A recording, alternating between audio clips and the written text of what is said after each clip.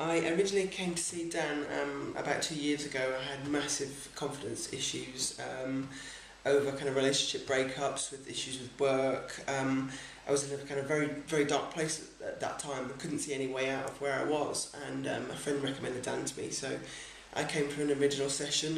That session then turned into approximately 7 or 8 sessions. Each session I found that I grew stronger in confidence, was more aware of my surroundings, was finding that I could react differently in different situations, whereas previously, if a certain situation would happen, I would react in the same way, in the same negative way. And what I found was happening over time is that Dan and my brain were reprogramming themselves together to think in a different way, so the original thought pattern would be changed to one of a completely different thought pattern, of a more positive thought pattern.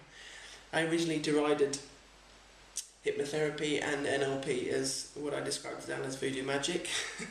I still believe there's some kind of voodoo magic that goes on, but now it's something that I embrace, and it's part of my kind of healthcare regime of taking care of myself, take care of my body. I also take care of my brain. And now, 2 years later, I still come to Dan, but those self-confidence issues, those issues of doubt are completely gone. I now come and see him for my training. So we work on how to train more effectively, how to apply myself in the gym, how to make every session count. I compete in bodybuilding competitions, so I find it really useful to create anchor points, trigger points to further my training in the gym.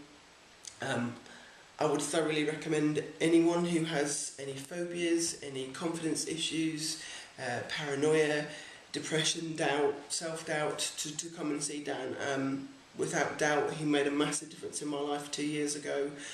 It was a place that I never thought that I would ever get out of, but thankfully, with his help and a little bit of voodoo magic, here I am some 2 years later, healthy, happy, and in a great place in my life. So I would thoroughly recommend anyone to come and see Dan.